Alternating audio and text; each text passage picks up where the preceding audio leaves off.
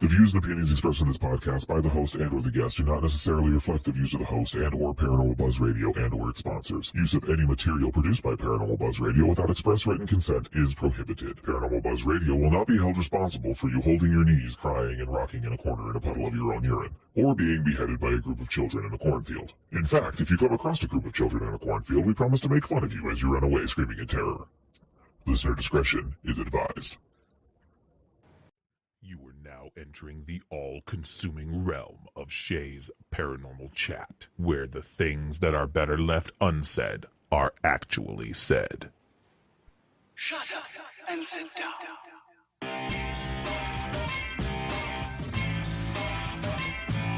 You're listening to Shea's Paranormal Chat.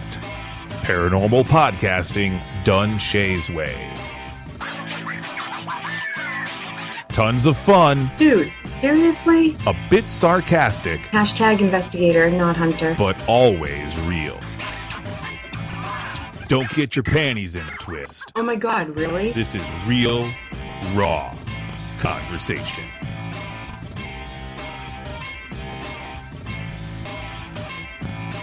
Ladies and gentlemen, welcome to the show.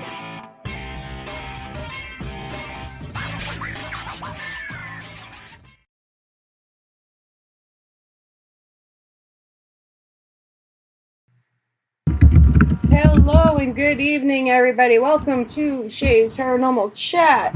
And of course, tonight we have the lovely Miss Kelly McCarville. Hello, hello. Hello, hello. Would you like to introduce the next guest? I absolutely can. So tonight we are super excited to welcome Sarah Hyatt to the show. She is a paranormal investigator who is also one of the event coordinators at the historic Granger House, which is here in Marion, Iowa. And we're super excited to hear some of her experiences. Sarah, do you want to tell us a little bit about the Granger House? Sure. The Granger House is a Victorian House Museum. It was built in 1848, and the same family actually resided there for about 100 years. And when they were done and moved out, it became a museum, and we are lucky enough to still have it available to the public today. It's full of family pieces, which are great trigger objects, so makes it a nice haunted location for everybody. And we've just got a lot to offer the community. It's an awesome place. Wonderful.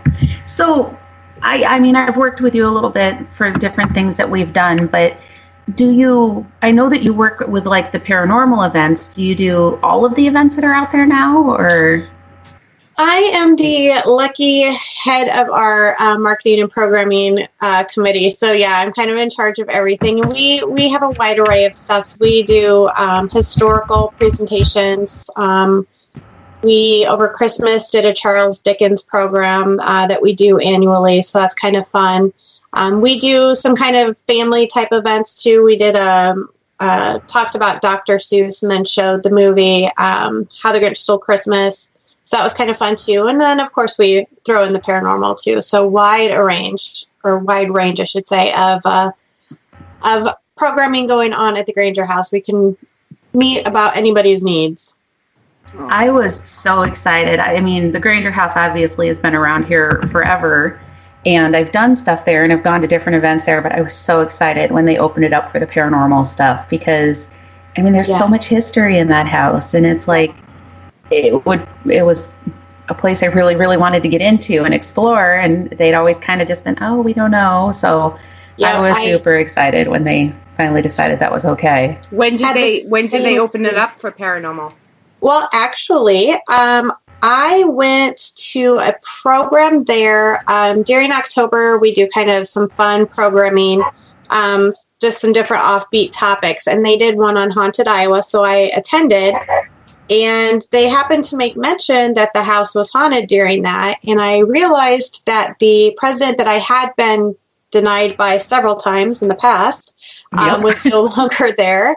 And somebody who seemed to be a little bit more open to it had taken her place. So I approached her about my group doing an investigation there. And we were allowed to do so. I believe that was February of 2017, maybe.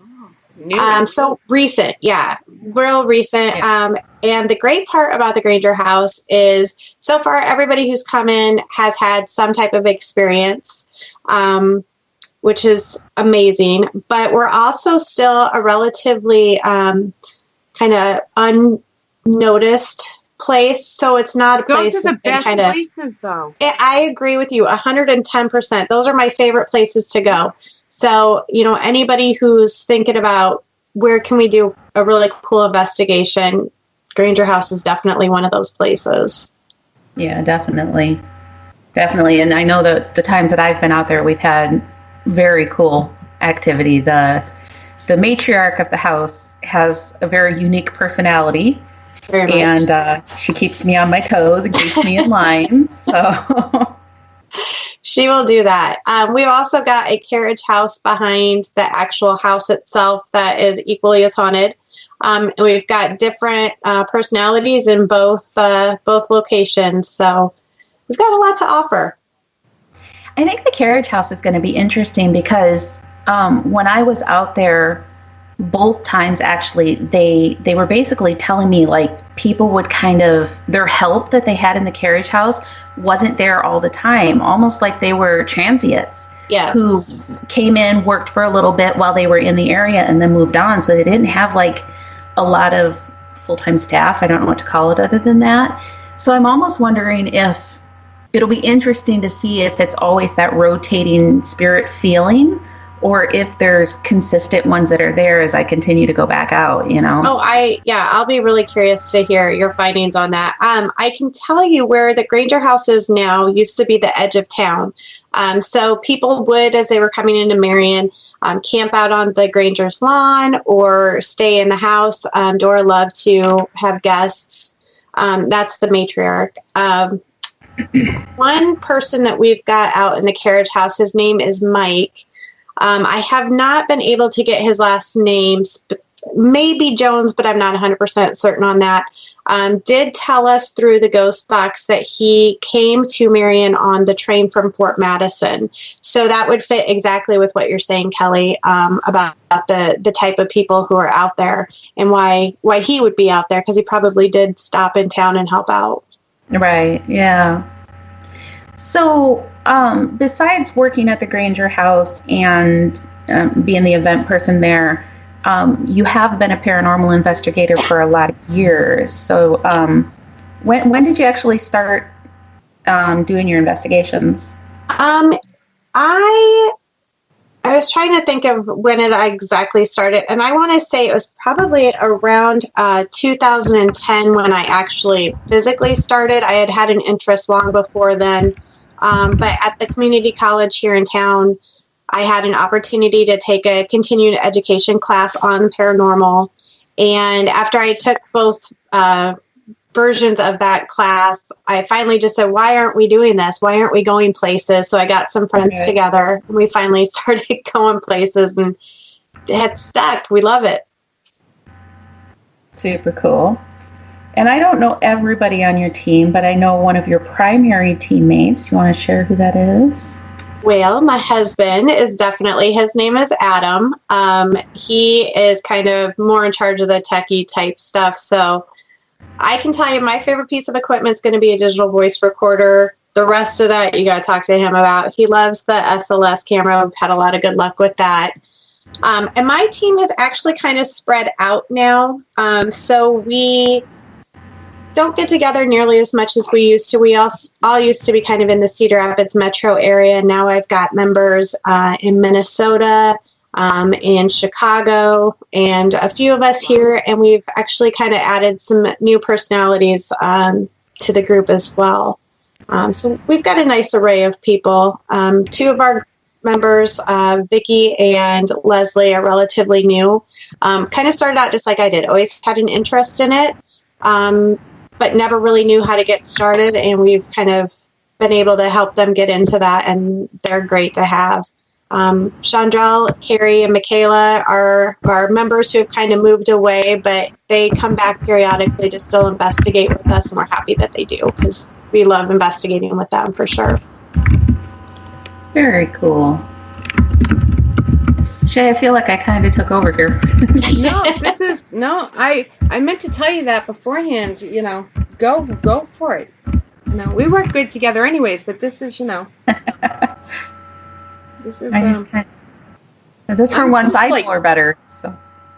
Oh, it's the coolest place. You have to get to Iowa sometime, and we'll take you to all the different places. So, I'm hoping by this time next year that I can,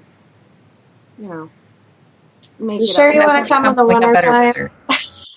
Well, I would come anytime, but my daughter's a senior in high school right now, and other circumstances. But soon, soon. I have some long-term friends out there. Iowa's got a lot of great places to offer. I mean, obvious outside the Granger House, but you've got Valeska, Malvern Manor, Edinburgh Manor is without a doubt one of the most active places I've ever been. I mean, we've got some good places. Mason House. When we do these shows like this, I mean, we've got people from all over the country, and they are kind of jealous of Iowa. And it's like, I feel like I've been to these places. Like, they're great. I do. I hear so much about it. So, like I said, I've been out to the Granger House several times before I actually went into Paranormal Investigate it. And when I go into old buildings like that, I will kind of just close things down.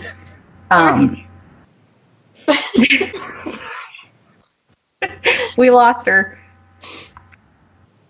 Matt, I call you. If I meant that on purpose, it might be Daddy Matt, but not Mama Matt. At now, Mama Matt. Okay, yeah, Mama Matt. Yeah. Sorry. I'd been out to the Granger House several times, and I tried to kind of close things off, which I do if I go into an old building that I'm not there to investigate. But I was telling Sarah one of the first times that we went out to actually paranormal investigate it, because I'm walking around like tidying up the house and pushing chairs in, and somebody had sat down at the dining room table and they'd got up and walked away and left their chair out. I'm like, 5 seconds, I had to go over and push the chair in, and she's kind of laughing at me. And I'm looking at her, she's like, that's Dora doing that to you. So it's funny to kind of connect the dots now, because do you want to tell us a little bit about Dora? She is a strong German woman, loves her house clean and tidy. This is the matriarch, right? That you always... Yes. Yep. Wants, children to behave. There's a proper way to behave. She's very much, like I said, just a strong German presence of a woman in the Victorian era with a lot of expectations on properness. We don't swear in the Granger House, and trust me, I swear like a sailor most times. So it takes some work sometimes. If you do slip, you got to apologize. But yeah, there's no swearing in the Granger House because Dora didn't like it. I would need a model. Right. Exactly. Well, I've been scolded. I've been scolded. Yes. Kelly had an interesting experience. I'll let you tell it, Kelly, when you were going to go out to the carriage house. Oh, yeah. She has her ideas of how a house should be run, how children should be run, and how women should behave. And as we were doing our investigation, we went to go from the house outside to the carriage house. And about halfway between the back door and the carriage house, there's those steps that they'd use to get up into the carriages. I'm sure there's proper names for them, but the little steps. And she stopped walking. She had been walking kind of beside me, and I stopped too, and I kind of looked at her. She says, a woman stops right here. And I'm like, we're going to the carriage house. And she's like, but a lady stops right here. And I'm like, okay, but I need to go to the carriage, And it was just, I was really torn because the look she gave, remember the mama look that you guys were giving me crap about, Shea? I was getting the mama look from her, like, everybody knows that mama look. Absolutely. Right? And I was getting the mama look from Dora, and I'm like, well, crap, I don't know whether I should keep going or not. So if my mother gives me that look to this day, she could be doing it behind my back. I swear I can just feel it. You can feel it. Yeah, exactly. Something about that mama look. It's just like... Uh-huh. Yep. Well, and it kind of just embodies how Dora is. I mean, when she gives you that look, okay. The first time we investigated at the Granger House, I have an EVP. Our activity kind of slowed way down from what we had been getting earlier in the night. And I have an EVP of what sounds like a woman saying a German word. So I tried to figure out what it was. And I think she was saying spank. But over the ghost box during that time, it sounded like she was telling the kids to go to bed. So I think our activity slowed down because she wanted the kids to go to bed and was probably threatening them with the spanking if they didn't calm down. So we've got cool stuff going on there with her. She's definitely in charge, though. Is there anything bad there? I mean, no. I don't mean like demon, but is there anything negative there? No, and that's the greatest part of the Granger House. We just recently had a group come through, and I apologize, I can't think of their name, but they've come through twice now, and this was one of their first investigations ever. And they commented on how calm and comfortable and homey it feels. And that's a reaction we get from a lot of people. It's a very comfortable haunted location. You're not scared. It's not like going to some of these places where you're uncomfortable and kind of on edge. It's nothing like that. It's just very comfortable, but you've got activity happening all around you. It sounds like at least Dora is intelligent activity also. And Kelly will know better than I think that pretty much everybody there is intelligent and able to communicate. I know that my husband and Vicky hear walking a lot because they also volunteer at the Granger House. They hear walking on the second floor all the time when they're in there. I don't know if that's residual necessarily, but most of everything there appears to be intelligent, in my opinion. Yeah, I would say a lot of what I encountered when I was there was intelligent. I mean, Dora most definitely is an intelligent spirit. I wouldn't be surprised, though, if you get some residual, especially in the carriage houses, I guess, where I thought I felt that the most. Sure. Just kind of like there were people working around me who didn't necessarily know I was there. But I think for the most part, the interaction that I got seemed to be intelligent. I think in any house with that much history, though, you're going to have some that's going to be residual. There's so much that happened there over the years. Absolutely. I'm going to do a few shout outs here since we didn't do it yet. So I like to try to do it in the beginning and the end because sometimes I forget to do it at all and then I feel really bad. Like I'm supposed to say, please follow Paranormal Buzz Radio on Spreaker, like the show and all that. I forget. I say, show me some love, But, okay, so in the chat tonight we have Miss Mama Pat, not to be confused with Mama Matt. Of course, we have Kelly. He's myself. So stuck with that forever. Oh yeah, I'm never gonna let that die. We have my sister Nicole. Hey Nick. We have Miss Kim, of course. We have Mallory, Jen B, the lovely Jen B. I see other people in there, but they're not chatting, so I'm not going to say their name. I can tell by their pictures, but some people Mallory just come. And Matt. Did you say Mallory already? Yes, okay. Mallory. So speaking of my sister, I have to show you. I am obsessed. This has nothing to do with the paranormal, so forgive me. Sorry, not sorry, kind of deal.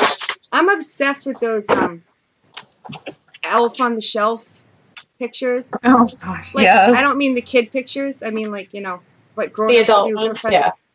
So she sent me a package in the mail, right?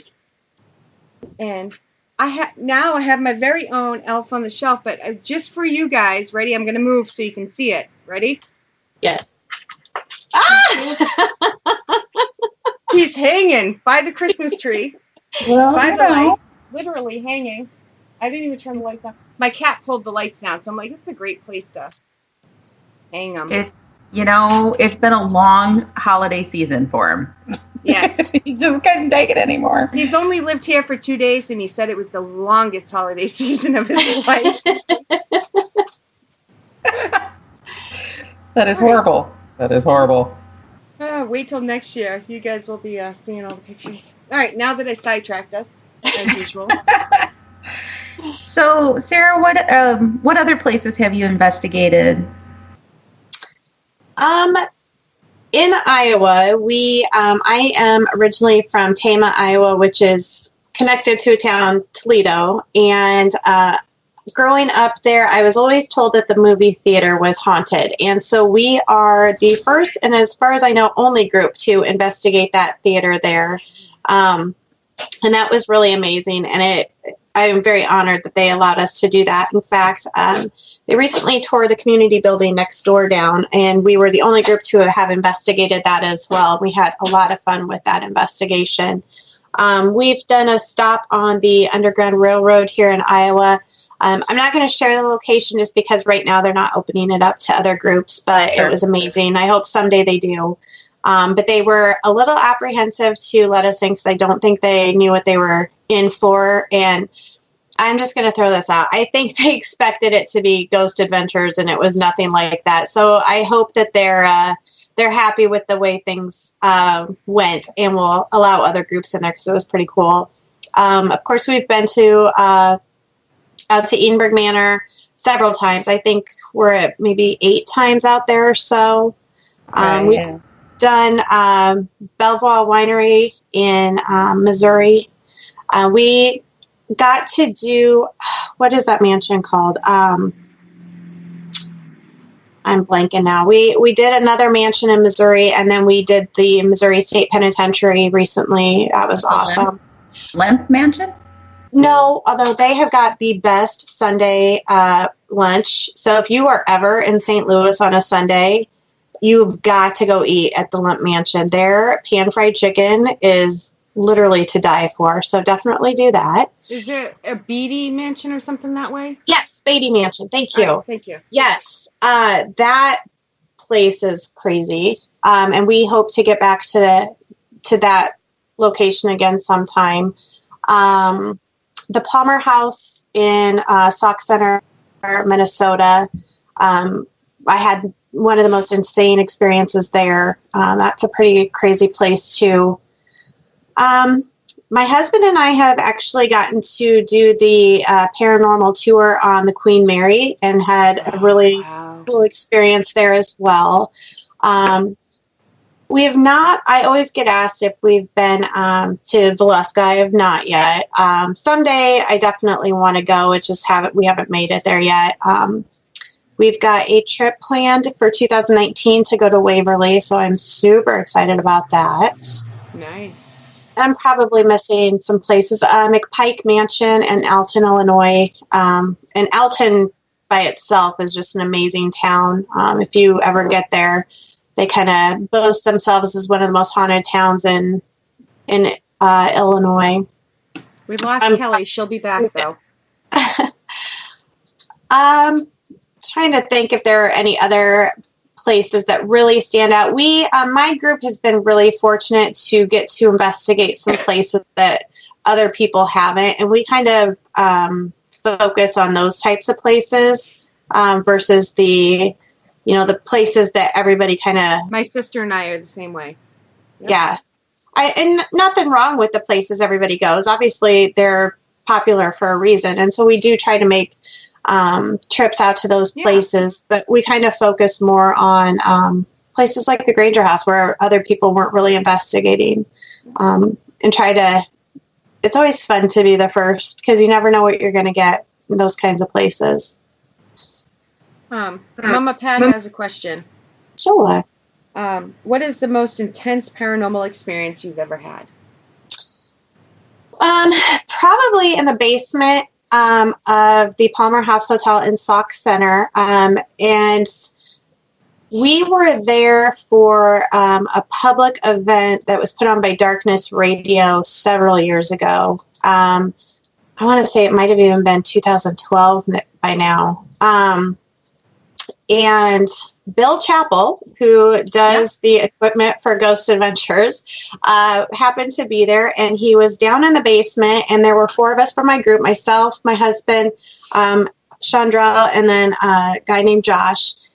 And Bill told us, go back in that back room, turn off all the lights, turn off any of your equipment that has a light on it. He's like, and I'll make sure people don't go back there. He's like, you're going to love it. It's going to be a great experience. And he was not kidding. We watched for probably a good 45 minutes as shadow figures just ran in and out of our little half circle. They would come up to our face and dart away. I can't even explain like how crazy it was. I've never seen anything like that before. I've never experienced anything like that before, but it was intense. And there were several times where, I kind of looked at my husband and said, I'm trying real hard not to freak out right now, but this is insane. But they were definitely checking us out as much as we were. Could you just feel it, or could you actually see it? We could actually see them. And I mean, when I say they'd come up to us and, for a split second, they'd be in front of you and then they would just dart back to where they had been. And you could see them come into the room from the doorway area. I am not gifted anywhere near. Did you say it skipped when you said did you say shadow person? Like a shadow figure? Yeah. Right. I missed that part. It skipped a little, so I couldn't tell if that's what you were. Yeah, it was, and I would say probably multiple different. I don't have at the same time. Yeah, which is insane. I would have had to been wearing my Depends. It was a close call. It was definitely a close call. That's probably the first and only time I've really wanted to run. But I definitely at that time was close to running from that location. I don't have Kelly's abilities by any stretch, but it didn't feel human to me. So I guess I would almost say elemental type. I didn't feel like it was like demonic or anything like that. Before you go on, sorry. You're fine. For anybody listening and for me personally, when you say elemental, because people use that word so differently, what do you mean by elemental? An entity, for lack of a better word, who is of the earth, who's just always been here. Not necessarily good, not necessarily evil, but older than all the rest of us that just resides here. In my opinion, they're probably all around us and don't necessarily interact with us all that often. But when something occurs or something happens, it can cause them to interact with us. In this situation, something about the basement of the Palmer House Hotel had brought that energy or that entity or whatever into the basement. But the way that they were kind of checking us out is why I felt like they maybe hadn't been human. I didn't feel like it was like demonic or anything like that. I didn't feel like they wanted to hurt us, but their curiosity just was really kind of uncomfortable for us. Because it's weird. It's just weird. Usually it's us looking for them and trying to understand them. But then when they're doing the same thing back to you, it's a little unnerving. So you don't consider, I get really caught up in people, how people use their words, because people use the same words but mean it different. So are you thinking more interdimensional? I've heard alien. I've heard all kinds of things like. I have heard that theory, and I'm not certain that I am there yet. Yeah. I couldn't say what an elemental is other than it's of the earth. It's never been in human form. This sounds so crazy, but kind of like a fairy or an elf, that kind of theory, and I don't think it was like a fairy. It's hard to. But along the same lines. No, yes. The same makeup, if that's the right. See, I've never dealt with that I know of, so all that's new to me. That was a first and only for me as well. I dealt with a shadow figure once, and I pray that I never have to deal with one again, because it's the only time I've ever been. So you obviously, and I know that I hear a lot of people talk about them, and they tend to have really bad experiences with them. I hear good ones too, but mine just happened to be really bad. Oh, well, I am sorry about that. And in this situation, like I said, I didn't feel like they wanted to harm us. I don't think they knew what to make of us. But it was overwhelming, obviously, if it's... Yeah. Oh, yeah. It was crazy. I don't think it wanted to harm me either. But it scared the fuck out of me. Oh, yeah. That was my first F-bomb. Yeah, it scared the crap out of me. Yeah, people ask if you've ever been scared in a place, and that was the closest. Some places you go and you're really uncomfortable, but not necessarily scared. This was real close to being scared. Mine was at my house, and I was in bed. I wasn't even on a location, so that also caught me off guard. Yeah, so Kelly is working on coming back. She did message me, she is working on it, but we're gonna... My internet's skipping too. Between you guys' ice and my ice, I'm surprised we're still on, to be honest. Well, so far so good. Yeah, knock on wood. Right? So I had a question before Pat asked that, but again, do you first? Is the team you're with C Paranormal? Yeah. Yep. SEE, right? Yep. Okay. Do you guys do it's private locations, like residential investigations? We've done one and had a really unique situation. We did a home near Marion and ended up finding out that the ghost in this woman's house was actually that of her cat, and got 3 pictures of it. So it was... Wow, really? Yeah, it was pretty badass. Michaela is one of the members of our team. We call her our ghost whisperer because every picture we have of a ghost has come because of her. So they love her and they show themselves to her. But yeah, we had 3 pictures of the cat sitting on the bed. And the lady was really happy to hear that's what it was, because she had definitely loved and had a huge attachment to her cat. But that kind of answered that question if animals can come back as ghosts for me. So the answer is yes. Yeah, I believe that too. I really do. I think, and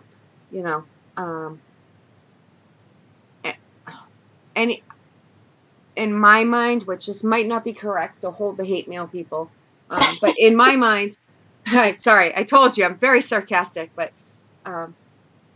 in my mind, anything that has a soul can become a ghost, can become a spirit. And then you have the inanimate objects, houses, and other things that also can become haunted for different reasons. So I 1,000% that pets can be some kind of... Yeah, and I mean, if we're going to run with the theory that humans come back as ghosts because they have a soul, then you kind of have to run with that with animals as well. It doesn't just work one way. Yeah. So I'm right there with you. Yeah, I am. I've never dealt with it, but I still strongly believe it. And I'm usually one of those people that I have to see it to believe it. But that's one thing I've never had to even question in my mind. That, there's no difference in a cat soul, a dog soul, a human soul. If you believe in souls, different people call them different things, but that's what I call them. So that's what I go with. So I'll have to make sure I go find your page after and share your info to the Paranormal Buzz Facebook page for you too, because I'm writing it down so I don't forget. But it's the C Paranormal SEE, right? Yep.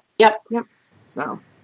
And then I will make sure I put them on my Facebook too, and you can find me on Facebook under C Paranormal Sarah, and it's Sarah with an H. And that's just kind of my little Facebook page for all things paranormal that I think's fun and cool, and try to keep people up to date on different expos around the world, or around the country rather, that I find out about, because I know a lot of people always complain that they can never find anything to go to. So I try to update any of those, any books that I've been reading. I think books are the best way for us to educate ourselves. There's so many different theories, and I think there's not enough people who read anymore, so they just kind of fly by the seat of their pants. So I like to recommend books and stuff like that too. So, but I'll make sure that, especially the cat pictures are on there. I'll put them on tonight. Yeah, I'll search it either tonight or tomorrow, definitely, and I'll find them and share them, because a lot of people... Oh, it's okay, Kelly. You're fine. Shit happens, especially to us. Anybody listening, Kelly's in the chat room saying she's sorry her internet went down, but it's okay. It happens. We can't control certain things. So. Well, we talked to I'm a Lee likable about person and I can do this. No, I'm kidding. Oh, sorry. You'll have to forgive me.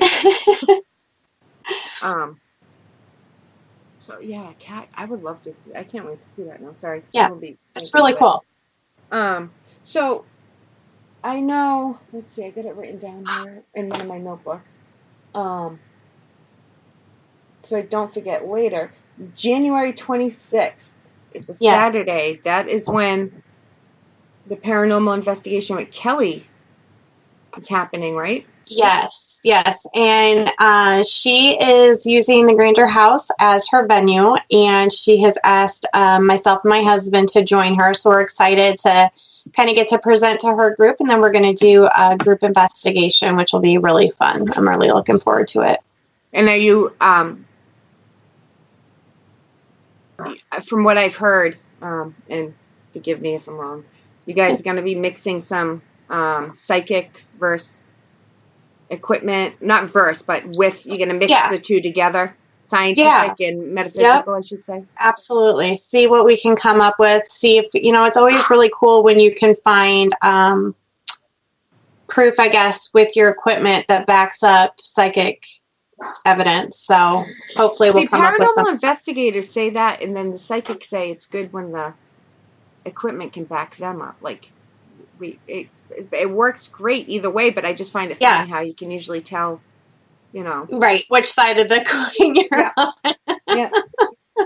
Yeah. I mean, as long as you've got multiple things that are correlating, it's going to be pretty awesome. I use that as a standard on investigations anyways, and I'm not a psychic or medium or anything, and I always I don't want to say discount it, but I count it more if multiple things are. Yes. If you can, go with multiple things. So. Well, and as we should. Excuse me. So you've been investigating since, you said, 2010 or 13? 2010, I think right in that area. Yeah. So that's pretty good. So. Yeah, just about 8 years. And like I said, I had an interest in it long before then. Just, that's when Ghost Hunters was on TV, had just been getting on TV. And I didn't really know how to get started until I took those classes. And finally, I was just like, what are we doing? We just need to go. And I'm glad that I took the classes, and I'm glad that we did go, because it's been a fun journey since then. We've got to do some really cool things. It's not what people think it is. It's not like you see on TV, which for me, I like it even more. If that makes any sense. Like, I make fun of the ghost adventures, as you mentioned earlier, quite a bit. Because it's not all demons. It's not all. Oh my God. Because if I thought me ripping my shirt off at an investigation and, calling something out, maybe I would try it. But I don't really think it works that way. But, again, I've never tried it. Absolutely. Well, I do. I have been doing some kind of, I call them classes for lack of a better word, but they're more just kind of discussions, paranormal discussions once a month at the Granger House. Oh, nice. And try to kind of educate people, on some of the theories that are out there. And one thing I always stick with is, if you are coming to this stuff because of Zach Bagans, you are in the wrong place, because it is nothing like that. But I'm with you. I think it's so cool. We had a group at the Granger House that felt like they had a kind of slow night, but they heard the piano play by itself. I'm like, how do you call that a slow night? That's amazing. It's not. To me, exactly. I'm like, oh my God, that's so awesome. And then other people, because of Zach Bagans, they're expecting demons and stuff. My sister's saying, please don't do that to me, ripping my shirt off during an investigation. I stopped pole dancing a long time ago, Nicole, so I think we're safe. But we can always start back up if we need to. Yeah, make some extra money for the next investigation. Exactly. That's yeah. I say I warned you. I go back and forth between serious to just sarcasm. I try to make the show a little fun for listeners and myself because they can't see your face, but the look on your face when the first time I said something outrageous, they're like, oh, makes it all worth it. But Pat says it's not always huge things; it's the little things that add up, and I 1,000,000% agree with that. It's the more you can build. Yes. To me, 6 little things is more than one big thing that you can't corroborate or actually pinpoint what it was. But if you have all the stuff one after another, building and building and building. We have the luck of the Irish with us tonight. Hello, Brian. And I said hello to Nicole, but Wolf also joined us. I'm missing some people. I try to say it when they come in because I love the chatters in here. They're awesome people. And so I always try to say hi. Here we go. Kim Purvis has a question. Where is the one place on your bucket list you really want to go to? Waverly Hills is definitely on the top of that, so I'm so excited that we're going to get to go this year. In fact, I just put my deposit down on our trip, so it's expensive. I know how much that place is. That's expensive. Very excited to get to go and do that. Ever since I saw it on Ghost Hunters, I've been in love with that place. So I'm very excited to go there. There's so many places I want to go. The list is so ridiculously long that I don't even know if I could categorize one over the other. It is hard. And admittedly, I am one of those people who I probably ruin a lot of people's ideas about haunted locations because I have kind of turned into a historian for our group. So I'm the one who's digging through old newspapers and census records. And I know you guys talked about last week, too, finding stories, actual news stories that corroborate the haunted stories. So if I can't find actual facts to back up a story of a haunted place, I don't tend to believe that that's really what's going on there. And so there's a couple places that most people will be like, oh, I really want to go there. And then I have a chat with them about what I have found historically. And it kind of, they're like, oh, well, maybe not anymore so much. Yep. But not to say, people have been to some of these locations. And I'm going to use Valeska as a good example. I've never been. So any theory I have on that is just that. It's a theory. So take it as you want it. I just tend to believe that there's not much of the family of the event that really happened there that's left there. It probably is haunted. Otherwise people wouldn't be paying money to go there. I think it's more stuff that people have brought in there versus the actual family that was involved in that tragedy. I heard last night, actually, Kelly was on a show. She was on, I'm trying to give a shout out to the people. It's a new group for me. Rose, Raven Rose Paranormal. She'll put it in chat. She was on a show last night and she said that she feels it's more of like a scar on the location.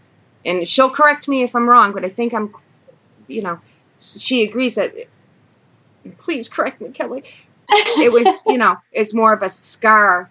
One of the people she has seen, but most of it's just the location itself, it's the scar of the event. And I'm waiting. Type quick.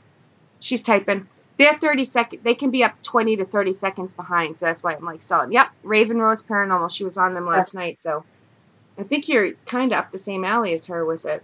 We'll and like, and I don't know that it matters to people that it's not the family there, but a lot of times, and a lot of times we go into these locations and we're asking for specific people, but if you're asking for people who aren't there, then you're not going to get as the results that you could get if you just went in and said, who's here? You know what I mean?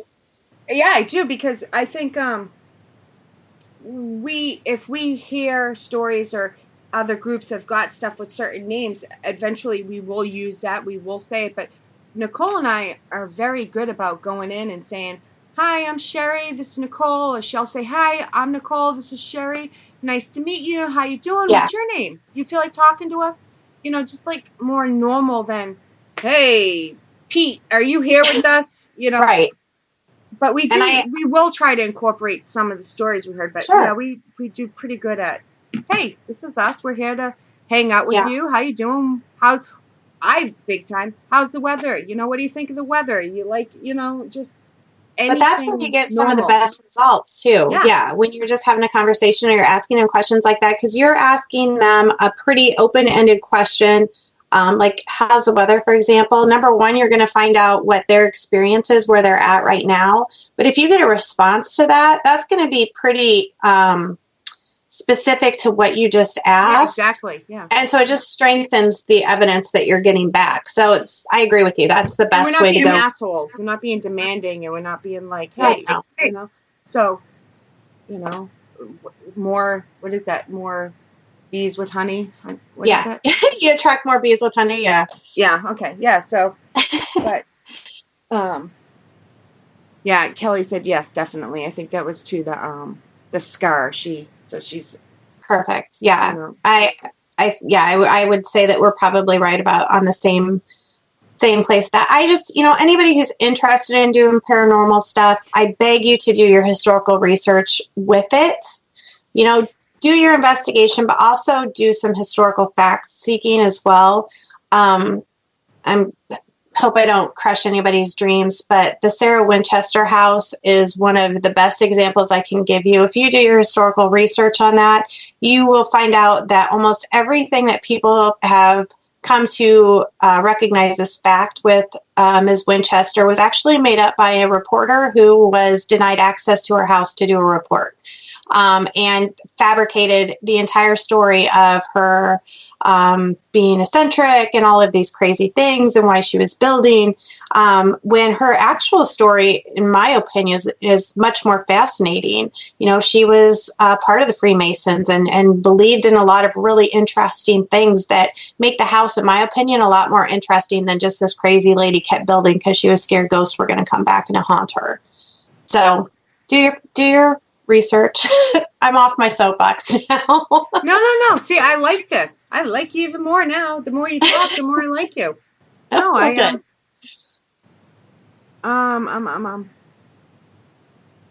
Oh, see, Kelly already. Yes, my sister Nicole is really big on research. She always does it. She's awesome at it too. Nicole and I are on co-founders of a team, so. Yeah, she's awesome at it. Kelly, I already said it, but we'll say it again. Sarah, where will you be investigating on January 26th? We will be at the Granger House. And Kelly will have to tell you what's open as far as spacing goes. But it's going to be an amazing event. I mean, it's not very often you get to, we do public investigations at Granger House, but this is going to give you an opportunity to investigate with a psychic as well, and that is a pretty amazing opportunity. Yeah. Well, we have another question. I almost missed it here. What is the most interesting experience you've had at the Granger? Personally, yours.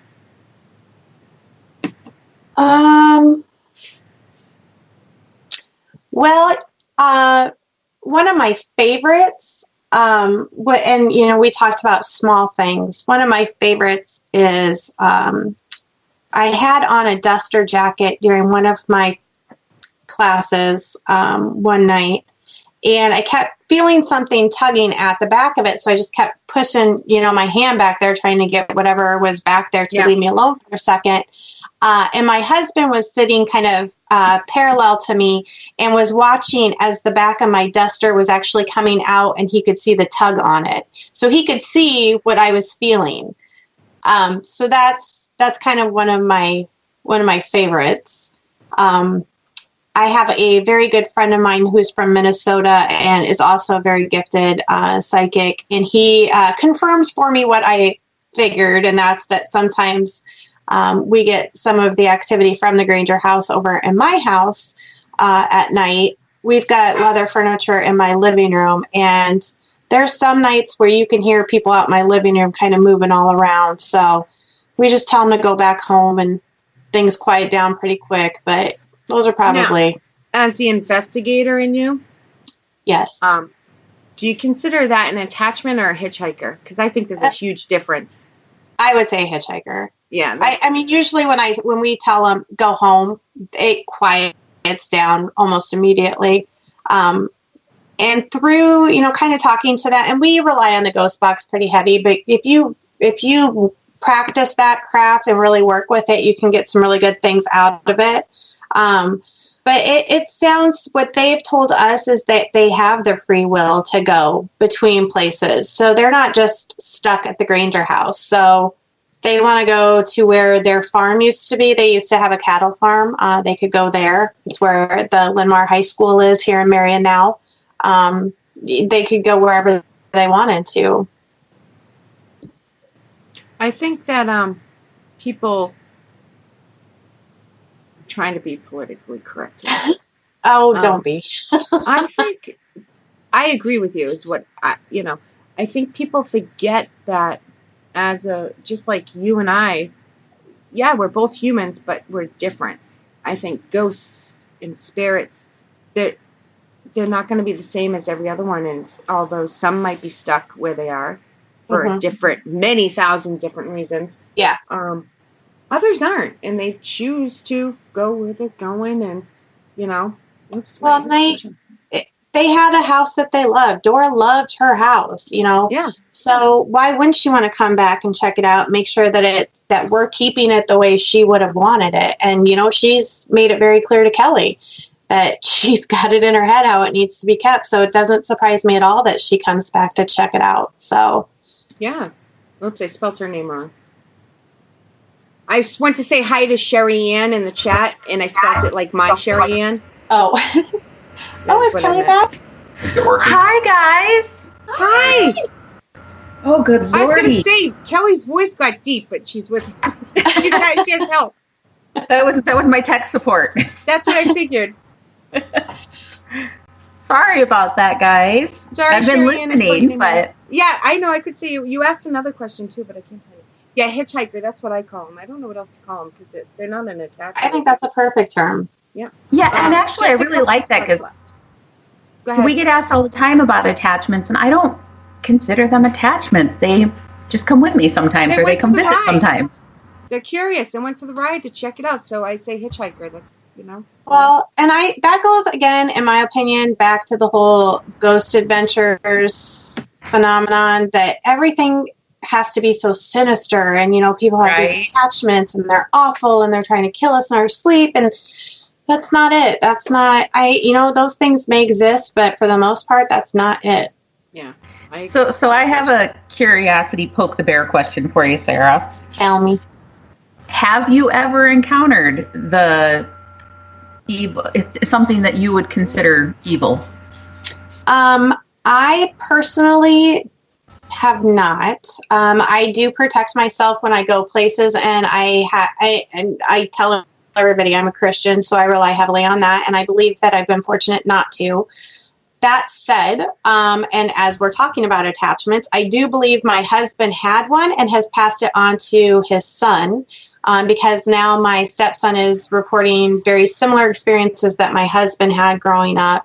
And I don't know that this attachment is necessarily evil. It's never tried to harm either one of them, but obviously it scares them in the middle of the night when they're standing over them in bed and not saying anything. Right. So, I can imagine how scary that is, but and like I said, I don't consider that necessarily evil. I don't know what that is, and I've not experienced that. I've never seen his attachment or anything like that. But I know it scares both of them, and gives them kind of a scary feeling in the pit of their stomach. So but no, I think I've been incredibly fortunate not to have encountered anything like that. I have read up extensively on demonic activity and possessions, and it's one topic that I really enjoy researching, but I research it so I can recognize it and know that I'm completely out of my league. I'm not looking for those things. I hate that people go looking for those things. It drives me insane. Right.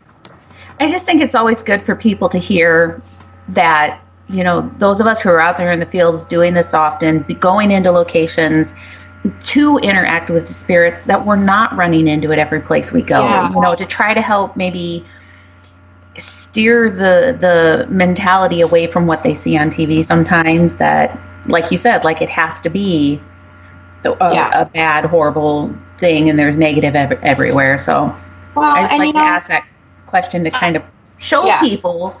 And I'm glad you did. So thank 99 places out of 100, you're not even going to encounter an asshole. You're just going to people. So, but if you're a dick in life, you're going to be a dick in life. See, I use the term asshole, but every other word of that sentence is what I say all the time. If you're an asshole in life, you can be an asshole, and you're most likely going to be an asshole in death.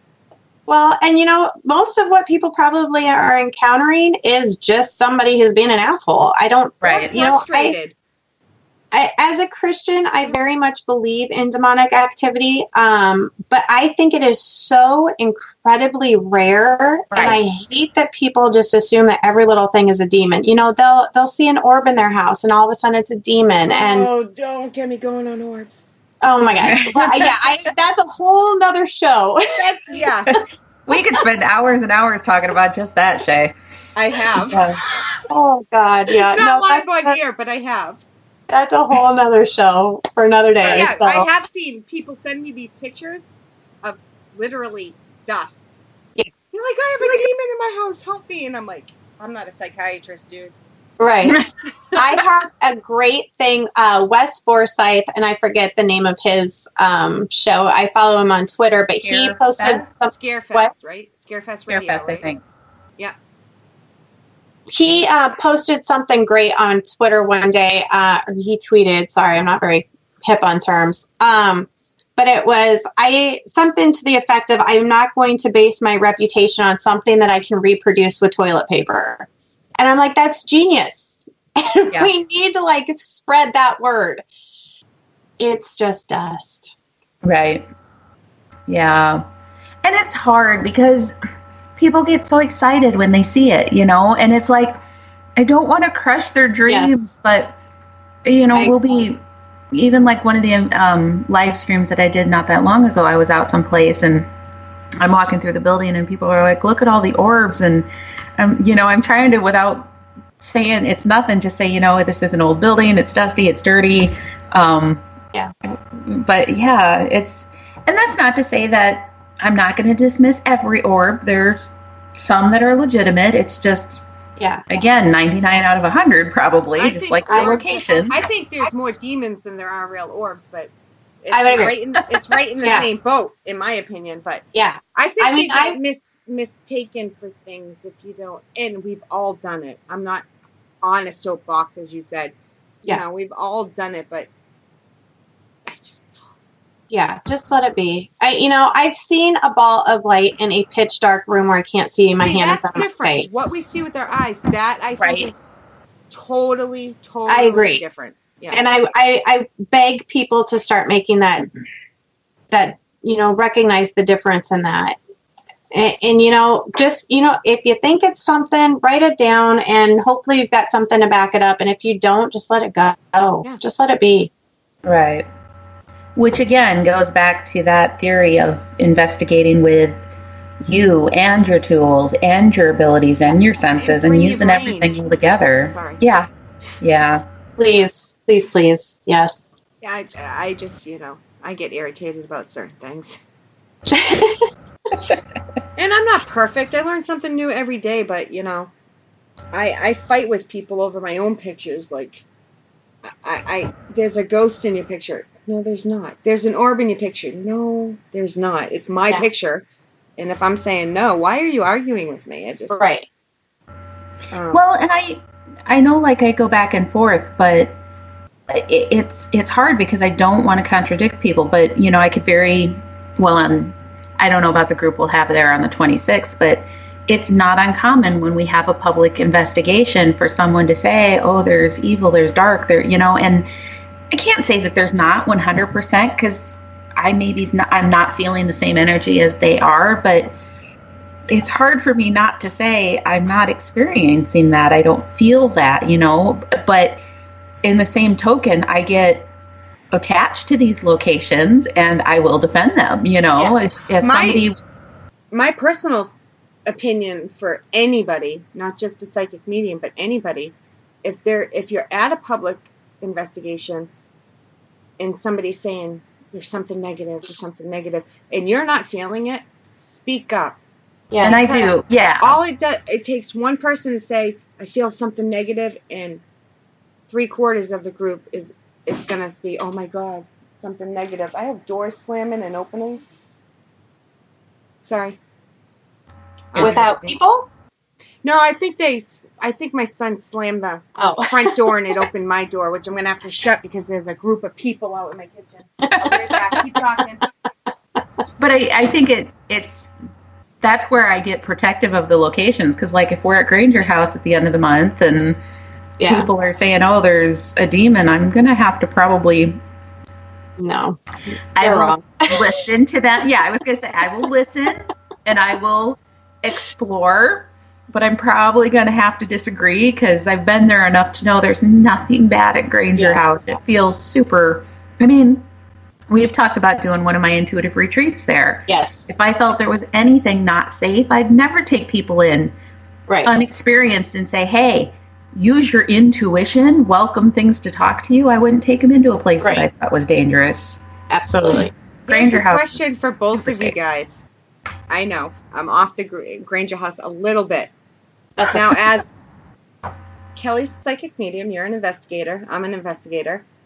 Kelly's a public figure when it comes to paranormal. You help run this location. Is running the location what you say, the paranormal side of it? Like, yeah, I don't know. We'll go with that. Okay. So, do you ever worry about coming on air or even in a public event and saying something that's going to piss somebody off? Because I don't have that in my brain. And I get looks and people say after, I can't believe you just said that to the person. And I'm like, well, if I'm being nice and honest, is that something that people actually fear? Like, if you really feel strongly about something, do you fear saying it in public? Like orbs and demons.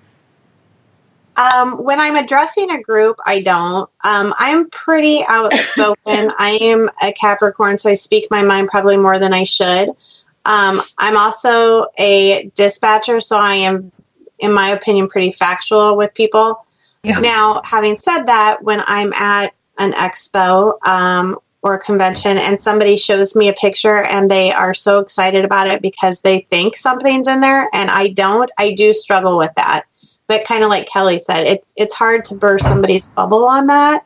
Yeah. Although I do try to politely encourage them to look at other possibilities. Right. But it's much easier when you're addressing a group or coming on air, like you said.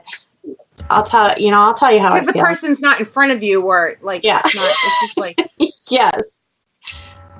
Yeah. How about you, Kel? It's tough. It is.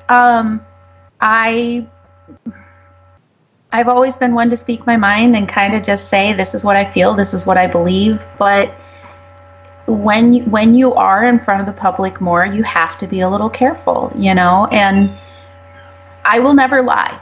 I will never agree with somebody just to agree with them. I will. But you might drop it. I may skirt the topic if it's going to be controversial, if there's not a reason that I need to fight it, if that makes any sense. Mm-hmm. So if they come up to me and they say, I believe in demons. Well, unless it's affecting me and unless it's affecting people I know or love or a location that I know and love, I may just let them have their thought and let them go. But, and what we were just talking about is a great example. If they go into Granger House or they go into Mason House and they say, there's a demon here. Sorry, I'm going to fight back on that one. You're more in charge of or very deeply involved in than you familiar with or that I'm passionate about, But even then, you have to be really careful because, and maybe this is a great example because if I go into Granger House and Sarah's got firm beliefs on who's there, what's happening there, and it's just not the same information that I'm getting, I would share the information that I'm getting with her, but I'm sure as hell not going to argue with her about it. She's the one there all the time. Yeah. So there is a professional level of courtesy, I guess I'd say, but I'm a fire dragon Virgo. I speak my mind. What you hear on the show is my professional, politically correct. So imagine me like... I know, right? If we took our filters off, oh, holy God. It's hard. I speak my mind, but I'll do it nicely and respectfully. But, after the 8th time, then I'm not so nice about it. But that's just me. Right.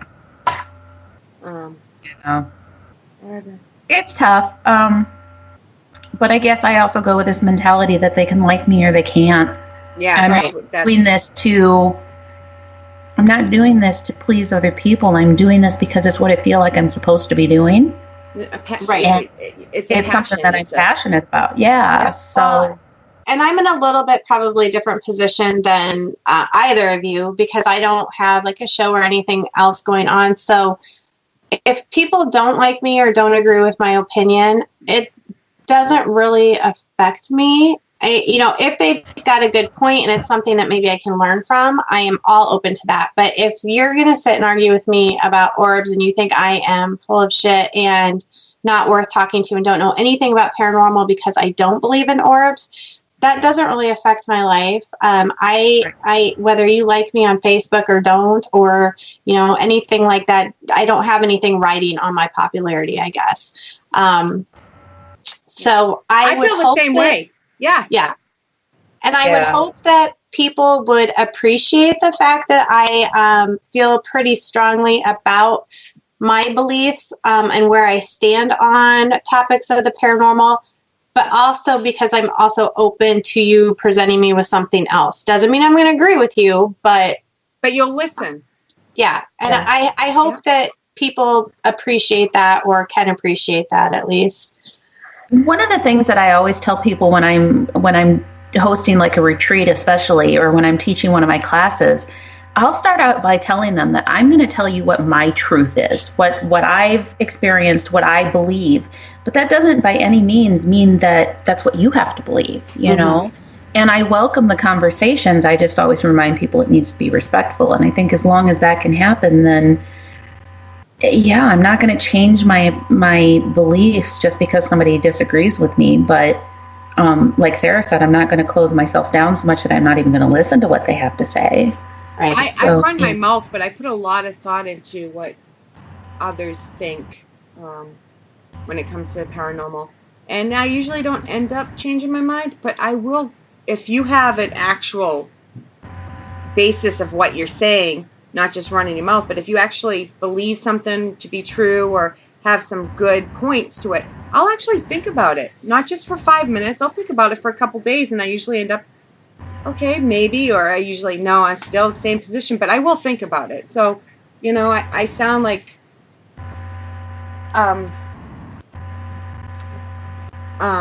sorry, I got distracted.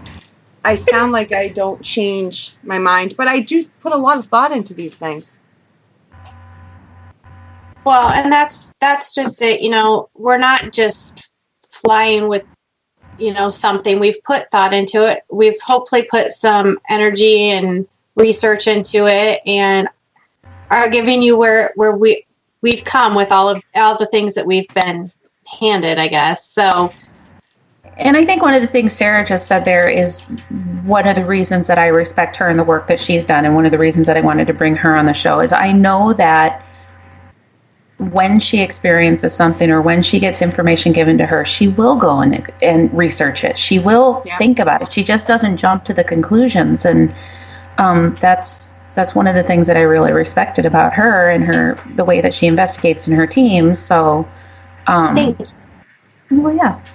Well, and that's, I look like more of a jackass if I just come up with my own theory and throw it at you and try to call it truth versus, doing some research on something and finding some facts to back up what I believe. And I am trying to, I apologize, I'm trying to find the title of a book I just read that is a great example of me thinking I have everything down paranormally, but it's kind of made me rethink how I look at residual hauntings.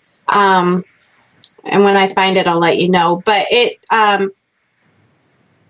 it's very interesting. It was very interesting to me on like the different, maybe these things are there because of a psychic connection somebody had with, or vibrational connection somebody had with somebody, as opposed to just this person took the same walk to work every day and it's now stuck there.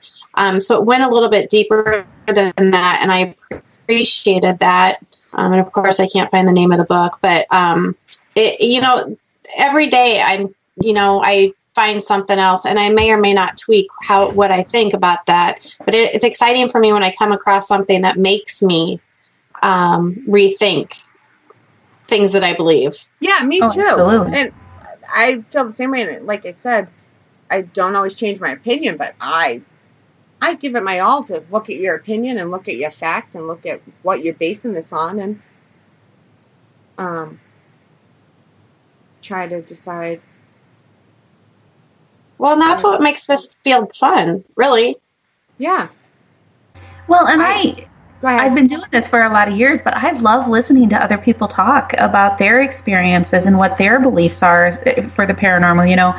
We Sarah was at our Cedar Rapids convention, or Cedar Rapids Expo last year, and she was part of our panel, and I was just as enthralled by her answers, and there were times listening to her and everybody else that was answering the questions that I'd forget that I was also standing up there and supposed to be answering questions, because I'm just so intrigued to hear what everybody else thinks and believes and has experienced. So there isn't one of us that knows everything or can prove any of this. So we pretty much all know a little bit more than nothing, and we're just going on instinct and theory, and except we know psychic mediums that have the proof of your own, but right. Sorry, well, I'm being facetious. But even that, we were talking about that last night, is that, yeah. I believe in what I can do. I've had the proof of it. Granger was a fun example because someone who had gotten some of the history of the location had, when I was doing my walkthrough and kind of getting what I felt, had asked me, what had scratched the window, and I told him what is that beeping noise? I don't hear it, dear. Okay, sorry, go on. Sorry, Kelly. I don't hear it either. Are they coming to get you, Sherry? They're sending the paddy wagon for me. But I totally squirreled. I did too. You were talking last night about proving you. I know believing in what you do. Yeah. Oh, I think I was just saying that there's no way to prove it, even when you get something that you hit on, the scratched window at the Granger House. Somebody had asked me, do you know what he scratched it with? And I could see that it was a ring. It was a jewel, and it was so funny because rather than a straight answer of what it was, Dora was going off. She was so mad that he had scratched that window, and didn't he know what that window was worth? And, but there's no way I could have or should have known that. So, but there's no proof that I can do anything more than anybody can prove that ghosts are real. Right. So I found the title of my book. It's called The Ghost Studies. Wait, I want to write this down. Wait me, sorry. No, I'm typing it into chat as she's talking, so go ahead. It's The Ghost Studies, and the author's name is Brandon, and his last name is Massullo. Massullo? Yep. As I read it, it was very clear to me that Brandon is not like an investigator like us. He's relatively new to the field, but he's got a really new and interesting perspective on residual hauntings. And it was just interesting. And it's not like blowing it out of the water, but it's just a new theory on why they exist. So it was interesting to me. I hope somebody else will read it and agree that it was an interesting book and kind of makes you think a little bit about residual hauntings. Yeah, definitely. So, I just had a question and I totally lost it. Yeah, Nicole, my sister wants to know, what is some good paranormal. So what other good paranormal books would you guys recommend? She asked before you said the book, so. Yeah. I have to be completely honest. I haven't had time to read a book in like forever. Yeah, me neither. There are so many of them. I suggest, just finding books and reading them and then forming your own opinion about what they say.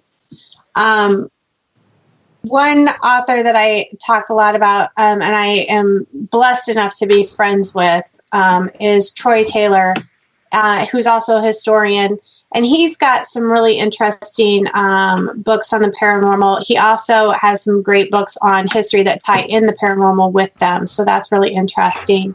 One book that I am rereading right now because it's so, it kind of hurts my brain to think about it sometimes. Sarah Sutherland is her name. It's Soderland.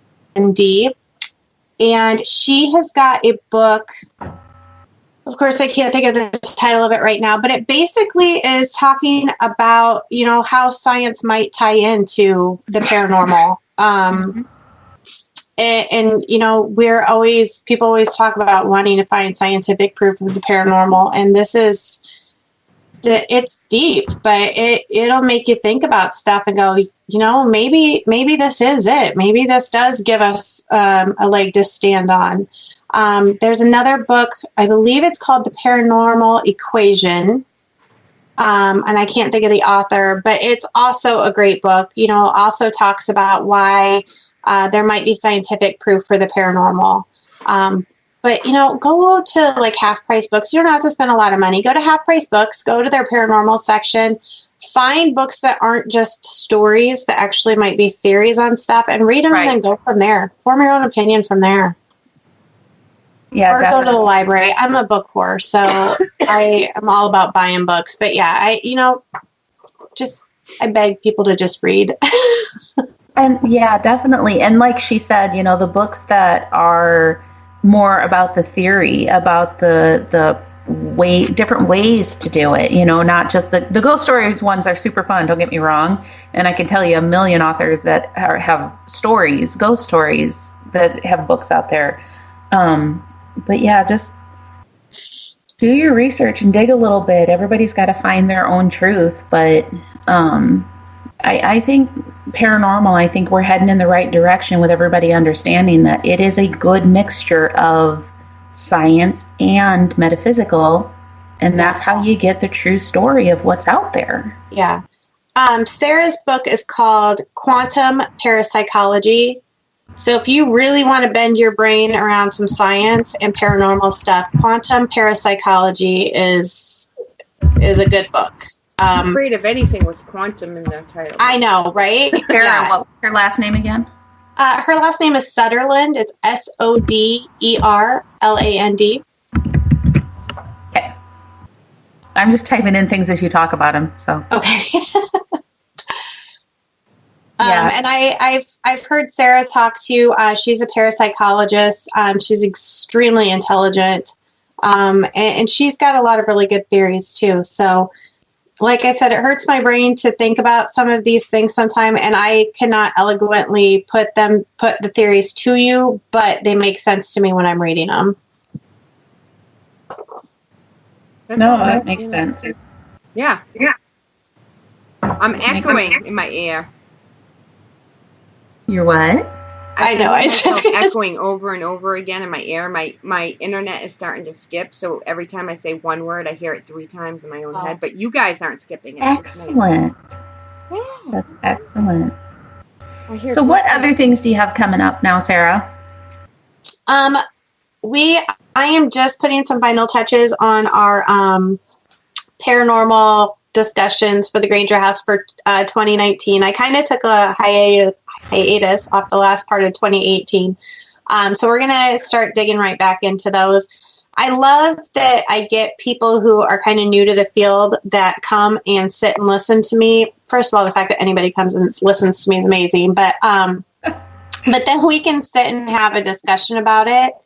I love getting people thinking about things. So it's exciting to me to be able to do that and to have a place that I can do that. So we'll definitely be getting that going. I mentioned, well, obviously we've got beautiful Kelly coming to join us in January, and then hopefully in April. Troy Taylor, that author I spoke of earlier, he's going to be at the Granger House in April as well for one night. He's going to do a program on the Valeska axe murder that ties the paranormal into that as well. So I'm super excited about that. And then we'll be picking up our flashlight tours at the Granger House again this year. They've been hugely popular. So we're excited to, again, just get people who, are just maybe curious but haven't really had a chance to get out there and investigate, and just to be able to offer those people a safe place to come and have an experience is exciting. So, as always, if you need any help, let me know. Absolutely. Well, and of course, we will be at the Cedar Rapids and Waterloo expos this year, too, to promote the Granger House and paranormal stuff and have a good time. Super excited about that. Yes, it'll be good. Super excited. Before we go, I'm going to have to, my internet is really getting bad here, but we've also already been on for almost an hour and a half, guys, believe it or not. It goes Kelly, so fast. anything you want to throw out there? Just definitely make sure that you guys check out the Granger House, check out Sarah Hyatt, and see Paranormal. Support her. Her and her team are an amazing group of people. It's a phenomenal building. If you're not going just for the ghost side of it, it is a neat museum and totally worth a visit. Super ridiculously inexpensive to go on a tour and well worth it.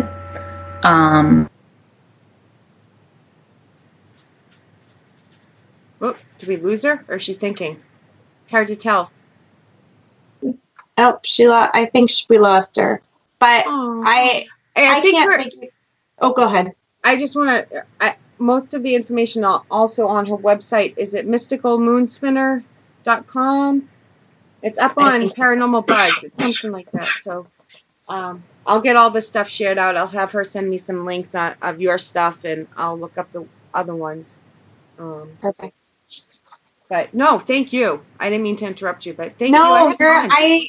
This has been great. I love this, and the Granger House can't thank you enough for allowing us to kind of promote ourselves that way too. But anytime anybody wants to talk paranormal, I'm always excited to get to do it. So we'll have to exchange information through Kelly. Get hooked up on Facebook, friends-wise, on my Rail account. I have two accounts. The Shea Carol account, I'm not on much, and people always send friend requests, but I'm on it once a month. I have my personal account that I'm always on. So, okay, so you hold on. Anything else you want to throw out there? Did we get it? I'm good. Oh, maybe she's back, or am I losing you? Something's Nope, happening. I think she's back. She's done so well. It had done so well, and then it decided to be ornery. So, with all the ice everybody's having, I'm surprised it lasted this long. But it was an awesome show. Yeah, I agree. Thank you so much for coming on, Sarah. I know it was kind of out of the blue. I reached out to you and said, hey, so totally appreciate that you came on. And anytime. To help promote you guys in the Granger House. So. Absolutely. Yeah, I'll definitely be looking more into it because I found it very fast. I read the stuff on Kelly's website, all the history and stuff that she put up on it. So sounds like a beautiful place on top of haunted. It is so pretty. Yeah, we think it's pretty cool. Yes, it's very pretty and it's very properly maintained, which absolutely Dora would allow nothing else.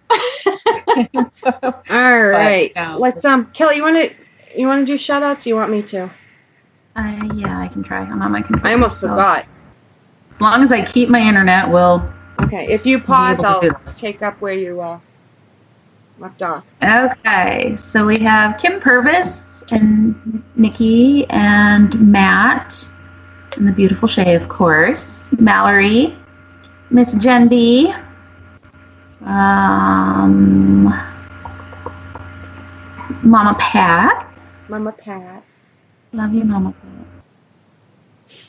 I'm scrolling too to help you here. Brian. Brian, the luck of the Irish. Scrolling back up through here quick. Sherry Ann, love the name, gotta say. Yes. She spells it with a Y, but I still love it. Oh God, where is it? Oh. And now I'm frozen. I'm scrolling pretty fast. Wolf. If I miss anybody, I'm sorry, but We have Wolf in there, Matt, Jimby. That's why I do it multiple times, though. So if you as we go. Yeah, I try to even say hello as they come in one at a time because it does not like me scrolling. But I think that's most everybody. But if I missed you, I'm sorry. I didn't mean to. But yeah. And I know Kelly's not going to put it out there, but coming in January 2019, there's a special new show coming out on the Girls vs. Ghosts Media on Blog Girls Talk versus Radio. Ghost Media. Did I say it wrong? No, I said it right. Nope, you said it right. Girls versus Ghost Media. I'll have a new podcast starting on What is Wednesdays. Yep, the Realm Walker. Yep, Wednesdays and we will be talking about 8 Central. 8 Central, 9 Eastern, 8 So Central. it'll be a late night for you, honey. Sorry about that. It's all right. Hey, that's the perfect time. I'm not early. I'm not available any earlier on Wednesdays. Wednesdays. Is Well, and that busy was day. kind of my thought, is that gives people time to, get home from work and get settled in before the show comes on. So, but yeah, so 8 Central Time, the Realm Walker will be on Girls versus Ghost Media. It's Blog Talk Radio, and they do have an opportunity for people to call in and ask questions or be part of the conversation. So please tune in and call in, and especially if the first show, because I'm going to be nervous. So, yeah. Hey, you know, Y'all do Paranormal perfect. Buzz got you back. You know that. I know you guys do. I find it funny that before the Skeptic and the Psychic even started, we asked Kelly, can you be a backup co-host if one of us can't? And she's like, yeah. And we've never had you on that show as a co-host, but here you are helping my side ass out. I go where I'm needed. Yes. I go where I'm needed. You and are, you two you're beautiful Paranormal ladies Buzz get it. family, no matter what. You're, Absolutely. All right, girls, hold on one second. Good night to everybody. Thank you, Miss Sarah. We appreciate you coming on. Thank Yes, you guys so thank much. you. You're amazing. I'll definitely ask you back because this was great. Thank you. So Thanks, Friday, everybody, for tuning in. Yes, thank you Oh. guys. No, you're fine. January 4th, we have Miss Peggy Gypsy on the show. Ooh. Um, Wait, I want to still co-host for that one. well, I was going to ask you that after the show, but since you just said it. And then on the 11th, we have my friends Toby and Tony. They used to be with Mars Paranormal, but they moved to South Carolina, and now it's Scars Paranormal. So, it will be, thank you guys, yes, thank you. But next week's show should be fun with Peggy, so I'm looking forward to it. Can we get this back up? Hold on one second, here we go. Good night, guys, see you next Friday. Actually, I'll see you Sunday. Kelly will see you Sunday. Kelly's a guest on the Sunday show. Holy shit, what is wrong with me? That's right, we have a Sunday show. Because we forget. Yeah, I almost announced we had a Sunday. show. Yeah, and we weren't on last Sunday. I was like, oops. So, yes. So we're going to add Gen B into the mix of this, and oh, good Lord. Strap in, kids. I remember the last time the three of us were on air for a whole show together. Good Lord, That was the it was crystal, interesting. the crystal debacle there. The crystal, and I'm like, what the hell is a crystal? Right? How? Yeah. We still need to get you set up. Yes, this will be fun. All right, guys, hold on.